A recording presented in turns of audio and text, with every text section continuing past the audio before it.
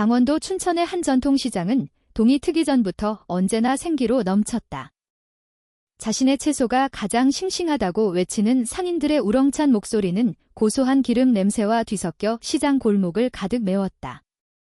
지글거리는 전이며 짭짤한 젓갈 냄새, 아침 식사를 파는 가게에서 피어오르는 뜨거운 김까지 그 모든 것이 살아있는 시장의 풍경이었다.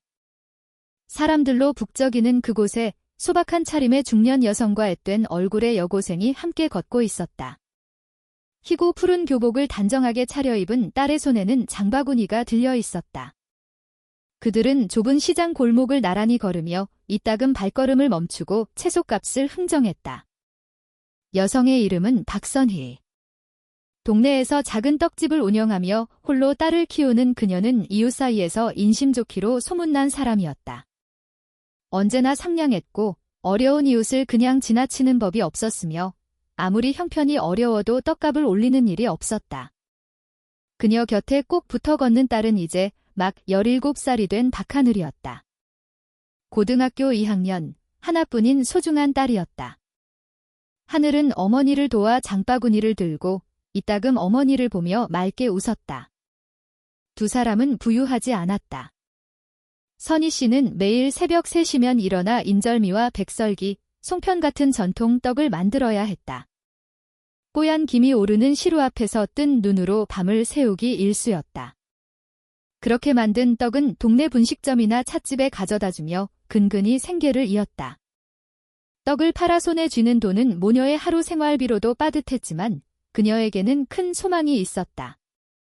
딸 하늘만큼은 원하는 만큼 할 수 있는 가장 높은 곳까지 공부시키고 싶다는 것이었다. 하늘은 말이 많지 않고 예의 바른 아이였지만 그 안에 단단한 심지를 품고 있었다. 공부도 열심히 했고 떡집 일도 군말 없이 도왔으며 남몰래 군의관이 되겠다는 꿈을 키우고 있었다. 하지만 어머니가 짊어진 삶의 무게를 알기에 차마 그 꿈을 입 밖으로 꺼내지는 못했다. 그저 묵묵히 자신의 길을 갈 뿐이었다. 그날 오후, 모녀의 평범했던 일상에 균열이 생기기 시작했다. 장을 다 보고 집으로 돌아가려던 두 사람의 발걸음이 시장 공영 주차장에서 멈춰 섰다. 짙은 색 경찰 제복을 입은 남자가 거만한 표정으로 서서 작은 경찰봉을 손안에서 까딱이고 있었다. 그의 이름은 최태식 경사. 관할 지구대 소속인 그는 시장 상인들 사이에서 악명이 높았다. 오만불손한 태도는 물론 보호비 명목으로 상인들을 갈취하는 것으로 유명했다. 돈을 내지 않거나 조금이라도 반항하는 기색을 보이면 폭언과 폭력을 서슴지 않았다. 시장 사람들은 그를 지긋지긋해했지만 누구 하나 감히 맞서지 못했다. 보복이 두려웠기 때문이다. 최 경사는 선희 씨와 하늘을 불러 세웠다. 그의 목소리는 시비조였다. 아주머니, 장 많이 보셨네. 주차권은 어딨소? 선희 씨가 당황하며 대답했다. 주차권이요? 아까 주차 관리하는 분께 요금 내고 받은 표가 있는데요. 여기요. 최 경사는 그녀가 내민 낡은 주차권을 거칠게 낚아챘다. 이딴 건 가짜야, 가짜. 이런 종이 쪼가리가 통할 것 같아. 안전하게 주차하고 싶으면 돈을 더 내. 10만 원. 선희 씨의 얼굴이 하얗게 질렸다. 10만 원은 모녀의 일주일치 생활비였다. 그녀는 떨리는 목소리로 설명하려 했지만 최 경사의 목소리만 점점 더 커질 뿐이었다. 주변 사람들이 흘끔거리며 쳐다봤지만 누구 하나 가까이 다가오려는 사람은 없었다. 선희 씨의 목소리가 가늘게 떨렸다. 경찰 아저씨, 저는 그냥 떡 파는 사람이에요. 그런 큰 돈이 어디 있겠어요. 아까 주차 요금도 제대로 냈단 말이에요. 최 경사는 비웃었다. 핑계는. 돈 내기 싫으면 지구대까지 같이 가시든가. 당신 딸도 같이. 내가 유치장에 한번 넣어줘. 그때까지 조용히 있던 하늘이 앞으로 나섰다. 작은 체구였지만 어머니를 보호하려는 듯 단단히 앞을 막아섰다. 하늘은 단호하지만 예의를 갖춘 목소리로 말했다. 경찰 아저씨, 저희 어머니는 주차 요금을 정당하게 내셨습니다. 이렇게 사람을 겁박하는 건 옳지 않아요. 그 말이 최 경사의 자존심을 건드렸다. 고작 교복 입은 여고생에게 훈계를 듣는다는 생각에 얼굴이 시뻘겋게 달아올랐다. 그는 이성을 잃고 하늘의 어깨를 거칠게 밀쳤다. 하늘의 몸이 휘청이며 하마터면 넘어질 뻔했다. 최 경사가 고함을 질렀다. 이게 어디서 가르치려 들어. 그는 생각할 겨를도 없이 손을 번쩍 들어 하늘의 뺨을 내리쳤다. 짝 하는 날카로운 소리와 함께 하늘이 들고 있던 장바구니가 바닥으로 떨어졌다. 대파와 두부, 사과 몇 알이 회색 시멘트 바닥 위로 어지럽게 흩어졌다. 선희 씨는 비명을 지르며 딸을 감싸 안았다. 하지만 최 경사는 오히려 선희 씨마저 밀어버렸고 그녀는 힘없이 주차장 바닥에 주저앉고 말았다. 주변은 순식간에 아수라장이 되었다. 몇몇 상인들이 선희 씨를 도우려 했지만 최 경사는 금방이라도 달려들 것처럼 그들을 험악하게 쏘아붙였다. 누구든 끼어들면 가만두지 않겠다는 기세였다. 왁자지껄하던 시장은 순식간에 얼어붙었고 무거운 긴장감만이 감돌았다. 모든 것을 바꾼 녹화 영상. 최 경사는 미처 알지 못했다.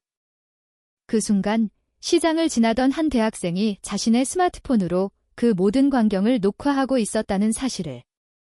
영상에는 제복을 입은 경찰이 대낮에 수많은 사람이 보는 앞에서 힘없는 모녀에게 폭력을 행사하고 돈을 뜯어내려는 모습이 고스란히 담겨 있었다. 뺨을 맞은 하늘은 고개를 숙이고 있었지만 붉게 달아오른 얼굴 위로 그 누구도 알지 못하는 불꽃이 타오르고 있었다. 그녀는 마음속으로 되뇌었다. 참자. 지금은 맞서 싸울 때가 아니야. 세상 사람들이 직접 보게 하자. 누가 잘못했는지. 현장을 목격한 사람들은 수군거리기 시작했다. 그중 용기를 낸 누군가가 녹화된 영상을 지역 주민들이 모인 온라인 커뮤니티 게시판에 올렸다. 제목은 간단했다. 시장에서 상인 갈취하는 비리 경찰. 이게 국민을 지키는 방식입니까? 영상은 불과 몇 시간 만에 걷잡을 수 없이 퍼져나갔다. 유튜브, 인스타그램, 카카오톡 단체 대화방까지 대한민국의 모든 온라인 공간이 그 영상으로 들끓었다. 네티즌들은 분노했다. 최태식 경사라는 이름은 순식간에 전국적으로 유명해졌지만 물론 최악의 방식으로였다. 드러난 비밀. 그날 밤 하늘은 자신의 방에 홀로 앉아 있었다. 왼쪽 뺨은 여전히 화끈거렸다. 선희 씨가 약송과 연고를 들고 슬픈 얼굴로 방에 들어왔다. 그녀는 딸의 뺨을 조심스럽게 어루만지며 속삭였다. 하늘아, 엄마가 미안해. 엄마 때문에 내가 이런 일을 당했구나. 하늘은 고개를 저었다. 엄마 잘못이 아니에요? 그 경찰이 잘못한 거죠? 괜찮아요. 진실은 언젠가 밝혀질 거예요. 하늘은 어머니에게 한 가지 중요한 사실을 말하지 않았다. 사실 그녀는 평범한 여고생이 아니었다.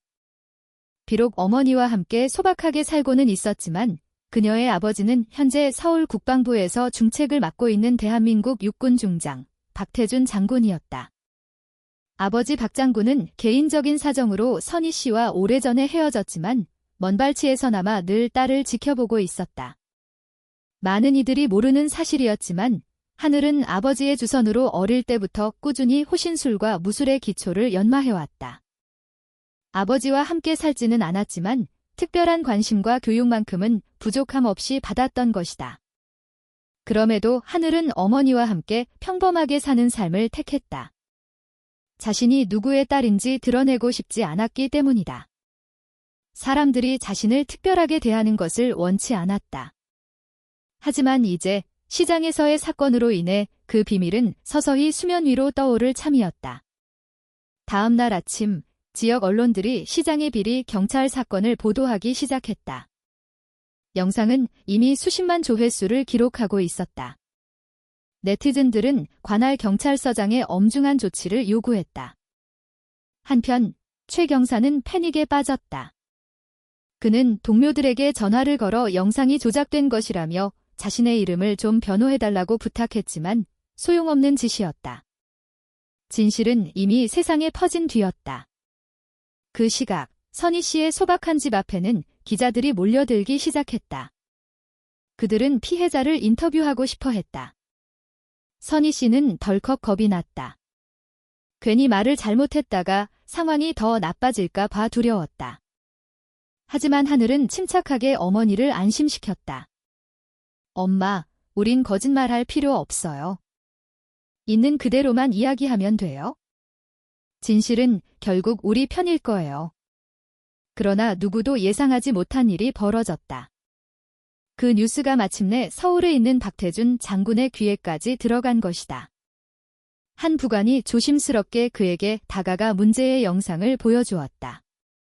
박 장군은 자신의 딸이 대낮에 수많은 사람들 앞에서 경찰에게 뺨을 맞는 모습을 보고 충격과 분노에 휩싸였다. 그는 한동안 스마트폰 화면에서 눈을 떼지 못했다. 굳게 담은 입술과 단단하게 굳어진 얼굴에는 한 아이의 아버지로서의 분노와 국가의 군인으로서의 통탄이 함께 서려 있었다. 그는 나지막이 하지만 얼음처럼 차가운 목소리로 읊조렸다. 감히 내 피부치를 건드려 그리고 부관을 향해 명령했다. 내일 아침 내가 직접 그 도시로 내려간다. 그렇게 이야기는 이제 누구도 예측할 수 없는 경랑 속으로 접어들고 있었다. 다음 날 아침 춘천중앙시장은 여느 때처럼 사람들로 붐볐지만 공기는 미묘하게 달랐다. 최 경사의 영상이 퍼진 이후 많은 상인들이 속으로는 쾌재를 부르고 있었다. 그들은 서로 눈짓을 주고받으며 수근거렸다. 마침내 최태식의 만행이 끝날지도 모른다는 희미한 희망이 싹트고 있었다.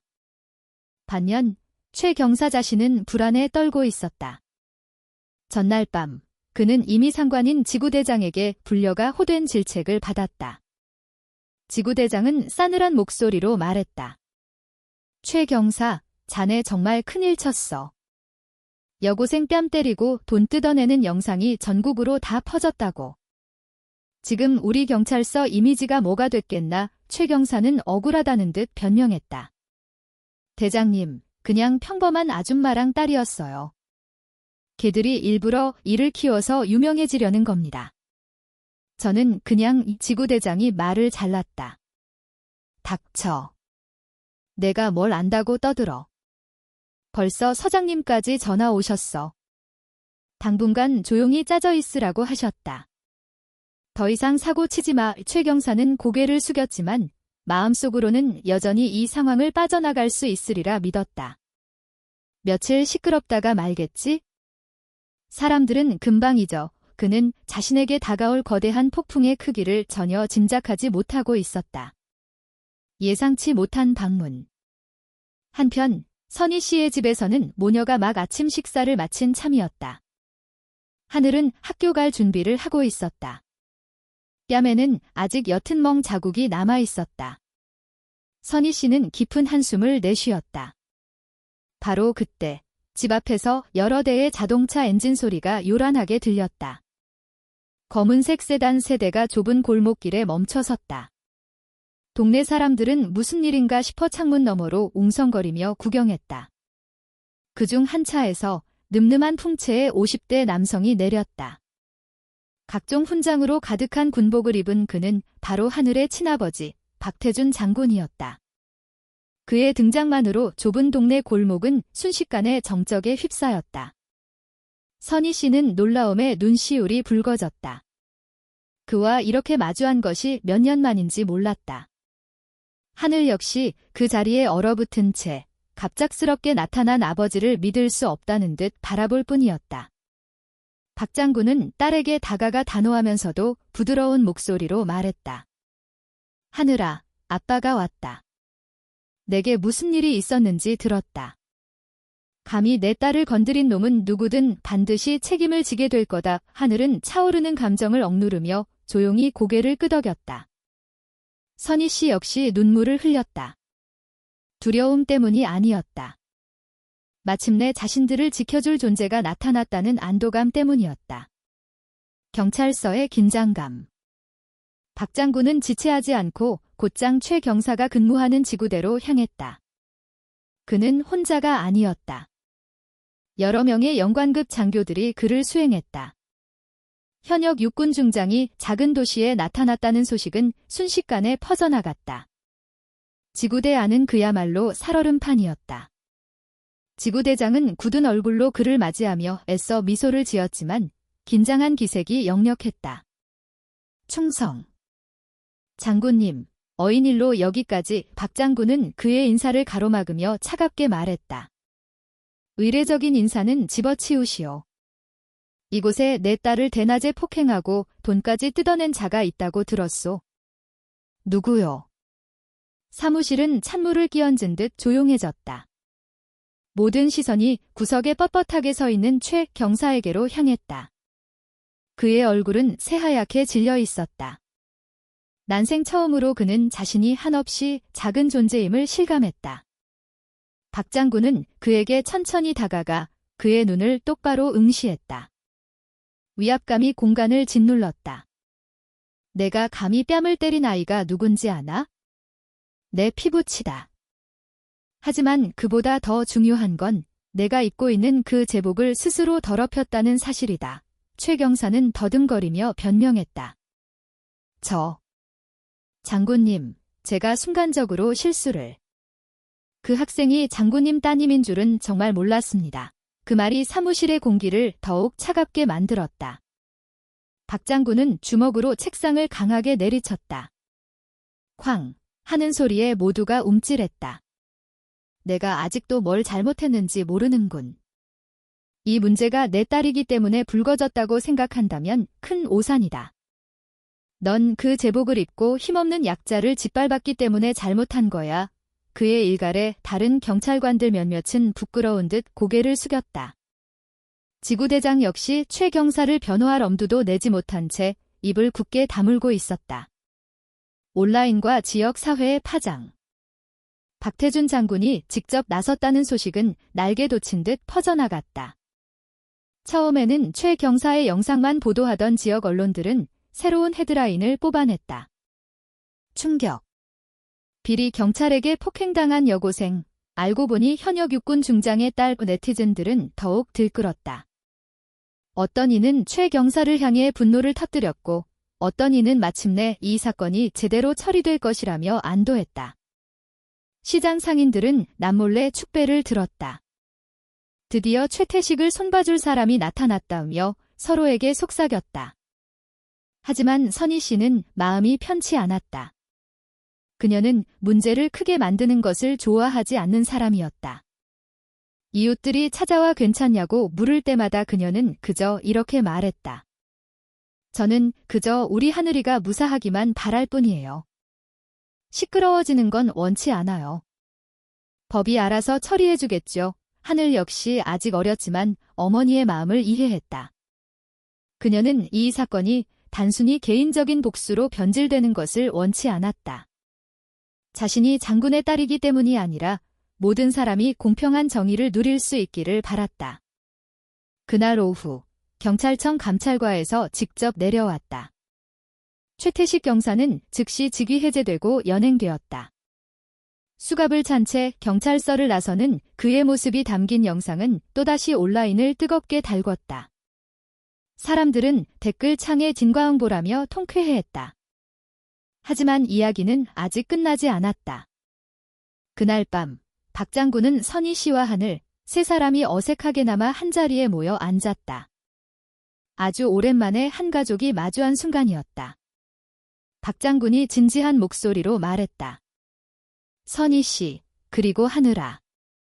내가 그동안 좋은 남편, 좋은 아버지가 아니었다는 것 잘 안다. 하지만 이번만큼은 내가 당신들 앞에 서게 해줘. 이 사건은 단순한 사과로 끝낼 수 없는 일이야. 선희 씨가 조용히 대답했다. 저도 그 사람이 마구잡이로 처벌받는 건 원치 않아요. 그저 법대로 처리되면 좋게요. 중요한 건 다시는 저 같은 엄마들이 그런 일을 당하지 않는 거예요. 하늘이 단호하게 덧붙였다. 엄마 말씀이 맞아요. 저희는 복수를 원하는 게 아니에요. 변화를 원해요. 딸의 말에 박 장군은 잠시 말을 잃었다. 그는 자신의 딸, 아직 앳된 얼굴의 저 아이에게서 한 사람의 장군으로서의 자신보다 더 큰 지혜를 보았다. 최 경사의 사건은 전국적인 관심사로 떠올랐다. 경찰청 본청에서는 경찰의 명예를 실추시키는 행위에 대해 무관용 원칙으로 엄단하겠다는 공식 성명을 발표했다. 최태식이라는 이름은 한 여고생이 어머니를 지키려 했던 작은 용기 앞에 무너져 내린 오만한 권력의 상징이 되었다. 시장 상인들은 용기를 내기 시작했다. 그동안 겪었던 부당한 금품 갈취에 대해 다른 경찰관들에게 신고하기 시작했고 몇몇은 법정에서 증언하겠다고 나섰다. 하늘은 다시 학교로 돌아갔다. 뉴스에 얼굴이 알려져 몇몇 친구들에게 놀림을 받기도 했지만 그녀는 고개를 떳떳이 들고 다녔다. 마음속으로 그녀는 알고 있었다. 싸움은 아직 끝나지 않았다고. 그렇게 이막은 최 경사의 구속으로 막을 내렸지만 변화의 씨앗은 이제 막 뿌려진 참이었다. 과연 이 사회의 시스템은 정말로 바뀔 것인가? 아니면 이 사건 하나로 그치고 말 것인가? 시간이 흘렀다. 최태식 경사의 사건은 더 이상 시장의 가십거리가 아니었다. 이제는 엄연한 법적 절차에 들어섰다. 전국의 언론이 매일같이 이 사건을 조명했고 TV 토론 프로그램에서는 법률 전문가와 시민운동가, 전직 경찰 간부까지 초빙해 열띤 토론을 벌였다. 많은 사람들에게 이 사건은 단순히 한 비리 경찰의 일탈이 아니었다. 그것은 힘없는 서민들 눈에 비친 법의 민낯이었고 국민을 보호해야 할 공권력이 어떻게 국민을 짓밟을 수 있는지에 대한 생생한 증거였다. 첫 공판이 열리던 날, 춘천지방법원 앞은 인산인해를 이뤘다. 수백 명의 사람들이 법원 마당을 가득 메웠다. 그들 중에는 시장 상인들도 있었고 플래카드를 든 대학생들도 있었으며 그저 재판 결과가 궁금해 모여든 시민들도 있었다. 법은 만인 앞에 평등하다, 특권 없는 사회를 원한다 같은 문구가 적힌 현수막이 바람에 나부꼈다. 법정 안은 팽팽한 긴장감이 감돌았다. 피고인석에 앉은 최태식은 예전에 거만하던 모습은 온데간데 없었다. 창백한 얼굴, 흐릿한 눈빛, 가늘게 떨리는 몸. 한때 그토록 자랑스러워했던 경찰 제복은 이미 벗겨진 뒤였다. 증인석에는 선희 씨와 하늘이 나란히 앉았다. 판사가 그들에게 증언을 요청했다. 증인, 그날 시장에서 있었던 일을 솔직하게 말씀해 주십시오. 선희 씨는 떨리는 목소리로 하지만 또박또박 이야기하기 시작했다. 장을 다 보고 나오는데? 피고인이 저를 멈춰 세웠습니다. 주차권이 가짜라며 10만 원을 내라고 했습니다. 제가 거절하자 저를 밀치고 제 딸 아이를 때렸습니다. 법정은 숨소리 하나 들리지 않을 만큼 조용해졌다. 모든 시선이 선희 씨에게로 향했다. 다음은 하늘의 차례였다. 겨우 17살의 나이였지만 그녀는 두려움 없는 맑고 힘있는 목소리로 증언했다. 저는 제 눈앞에서 어머니가 부당한 대우를 받는 것을 똑똑히 봤습니다. 제가 어머니를 변호하자 피고인은 제 뺨을 때렸습니다. 그것은 저희 가족에 대한 모욕일 뿐만 아니라 경찰 제복이 자신들을 지켜줄 것이라 믿는 모든 국민에 대한 모욕입니다. 그녀의 말에 방청석 곳곳에서 고개를 끄덕이는 사람들이 보였다. 어떤 이들은 조용히 눈물을 훔치기도 했다.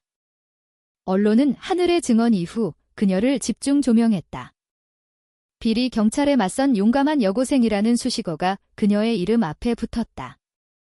기자들은 그녀의 강인한 마음과 어린 나이답지 않은 용기, 그리고 장군의 딸임에도 어머니와 함께 소박한 삶을 선택한 배경에 대해 기사를 쏟아냈다. 소셜미디어에서는 칭찬이 자자했다. 모든 젊은이들이 하늘 양 같다면 대한민국은 더 나은 나라가 될 텐데 하늘은 작은 목소리가 얼마나 큰 힘을 가질 수 있는지 보여준 증거다. 장군의 딸이라서가 아니라 그녀의 용기 때문이다. 하지만 비아냥거리는 목소리도 있었다. 아버지가 장군이라서 사건이 이렇게 커진 것 아니냐는 비난이었다. 하늘은 그런 말들에 차갑게 대처했다. 어머니에게 이렇게 말했다. 사람들이 뭐라고 하든 상관없어요. 중요한 건 진실이 바로 서는 거예요. 만약 그 영상이 없었다면 우리도 다른 상인들처럼 침묵했을지 몰라요. 며칠 후 박태준 장군이 짧은 기자회견을 열었다. 기자들은 그에게 이번 사건에서 어떤 역할을 했는지 집요하게 물었다. 박 장군은 진지한 표정으로 답했다. 저는 이 자리에 장군으로서가 아니라 한 아이의 아버지로서 섰습니다. 하지만 그보다 더 중요한 것은 모든 국가 공권력은 국민의 보호자가 되어야지 약탈자가 되어서는 안 된다는 사실을 상기시키고 싶었습니다. 저는 이 사건이 제 딸의 문제로 끝나길 원치 않습니다. 만약 또 다른 힘없는 국민이 부당한 일을 겪었다면 이제는 목소리를 내주십시오. 그의 발언은 대중의 더 큰 존경을 받았다. 그는 딸의 신분을 숨기지 않았지만 사건의 본질이 권력남용에 있음을 분명히 했다. 다음 공판에서는 시장 상인 몇몇이 증인으로 나섰다. 채소 장수박 씨, 생선가게 김 씨, 그리고 최 경사에게 늘 구박받던 주차 관리원 이 씨까지. 그들은 모두 최 경사가 오랫동안 보호비 명목으로 상인들을 갈취해왔다고 증언했다. 돈을 주지 않으면 폭언을 듣거나 물건을 엎어버리는 일도 있었다고 했다. 박 씨는 감정이 북받친 듯 목소리를 높였다.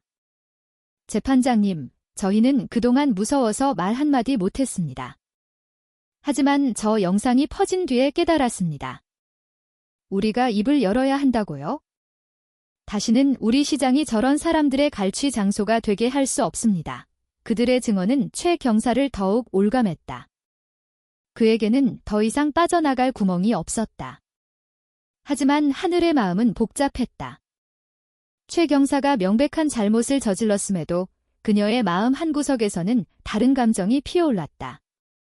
피고인석에 앉아 절망에 빠진 그의 얼굴, 방청석 뒤편에서 눈물 흘리는 그의 가족들, 그리고 아무것도 모른 채 엄마 품에 안겨있는 어린아이를 보았을 때 하늘은 분노와 연민을 동시에 느꼈다. 최 경사는 큰 죄를 지었지만 법이라는 것이 단지 가해자를 처벌하는 것에서 그치는 것이 아니라 다시는 같은 일이 반복되지 않도록 교훈을 주는 것이어야 한다고 생각했다. 그날 밤, 하늘은 어머니와 이야기를 나눴다. 엄마, 우리가 그냥 그 사람을 용서하면 어떨까요? 법의 심판은 받게 하되 우리는 복수심이 없다는 걸 보여주는 거예요. 선희 씨는 딸의 손을 부드럽게 잡으며 말했다. 하늘아, 용서하는 건 좋은 일이야. 하지만 기억하렴. 용서가 방임을 의미하지는 않는단다. 죗값은 치러야 해. 그렇지 않으면 언젠가 또 다른 최태식이 나타날 테니까 어머니의 말이 하늘의 마음을 다독였다. 그녀는 정의와 연민을 구분하는 법을 배우기 시작했다. 마침내 운명의 날이 밝았다. 판사가 최종 판결을 내리는 날이었다. 법정은 다시 한번 사람들로 가득 찼다. 언론은 생중계를 준비했고 네티즌들은 결과를 기다렸다. 판사는 긴 판결문을 읽어 내려갔다. 영상 증거, 피해자와 증인들의 진술, 그리고 최 경사의 과거 행실 기록까지 모두 언급되었다. 마침내 판사가 힘있는 목소리로 선고했다. 피고인 최태식에게 징역 3년을 선고하고 경찰직에서 파면한다. 그 순간 법정 안은 폭발했다. 많은 사람들이 안도의 환호성을 질렀다. 어떤 이들은 기쁨의 눈물을 흘렸다. 시장 상인들은 서로를 부둥켜 안았다. 그동안 묵묵히 짊어져야 했던 억압의 무게가 마침내 거치는 순간이었다. 최 경사는 그저 고개를 떨굴 뿐이었다. 그의 아내는 오열했고 어린아들은 아빠의 다리를 붙잡고 울었다. 그 광경을 하늘은 오랫동안 말없이 지켜보았다. 재판이 끝난 후 기자들이 하늘에게 몰려들었다. 판결이 내려진 지금 심정이 어떠냐고 물었다. 하늘은 침착하고 단단한 목소리로 대답했다. 오늘의 판결은 저나 저희 어머니만을 위한 것이 아닙니다. 목소리를 내지 못했던 모든 힘없는 사람들을 위한 것입니다. 저는 앞으로 다시는 시장에서 저희 같은 일을 겪는 사람이 없기를 바랍니다.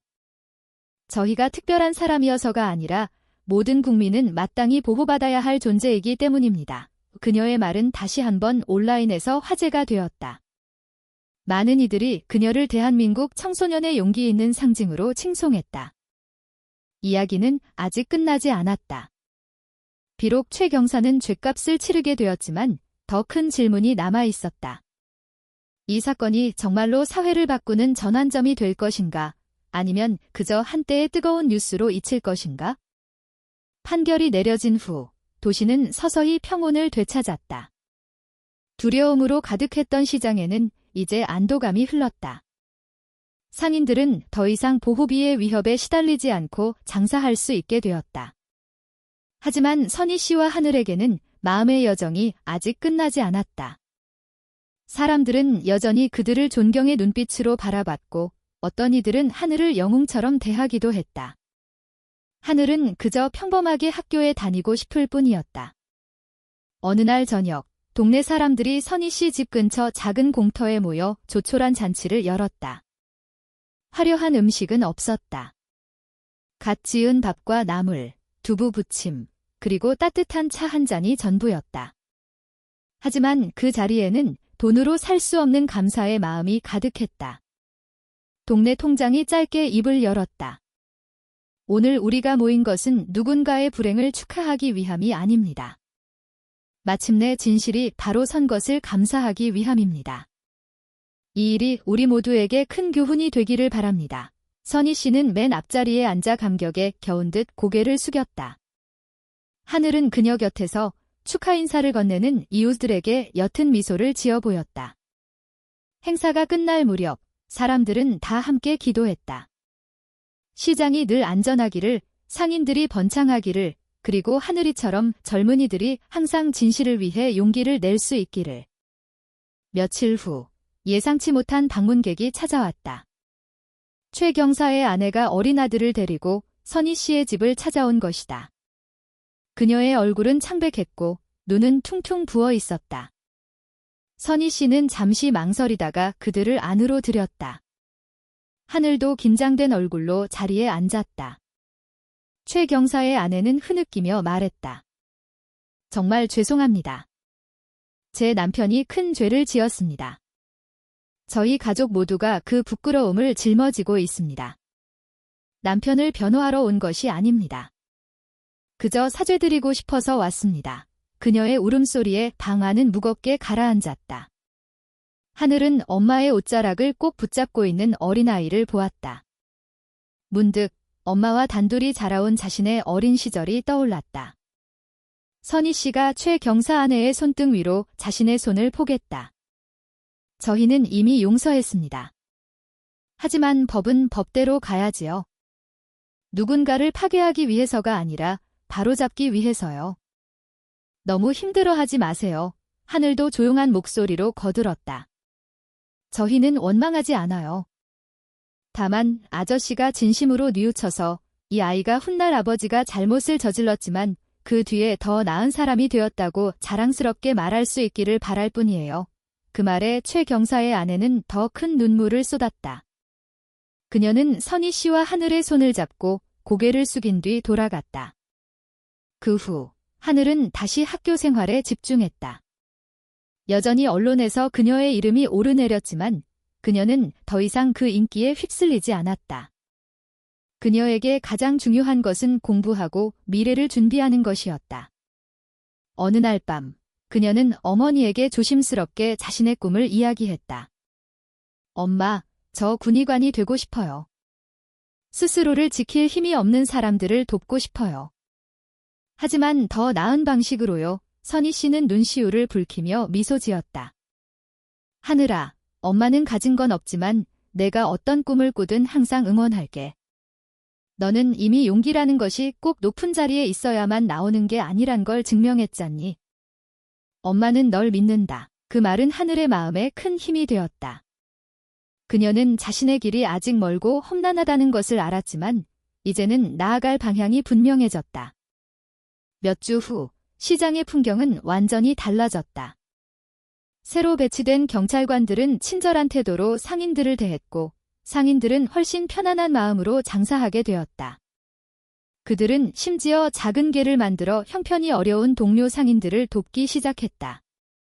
채소 장수박 씨와 생선가게 김 씨 같은 상인들은 여전히 하늘의 이름을 경기의 상징처럼 이야기했다. 하지만 하늘은 칭찬받을 때마다 웃으며 손사래를 쳤다. 저는 아무것도 아니에요. 중요한 건 이제 우리 시장이 안전해졌다는 거잖아요. 그걸로 충분해요. 그렇게 이야기는 증오가 아닌 감사와 새로운 희망으로 막을 내렸다. 불의에 맞서 목소리를 내는 작은 용기가 있다면 정의는 반드시 바로 설 수 있다는 것을 일깨워준 이야기. 채소와 떡의 구수한 냄새가 어우러지는 시장의 활기 속에서 사람들은 다시 한번 선량함의 힘을 믿게 되었다.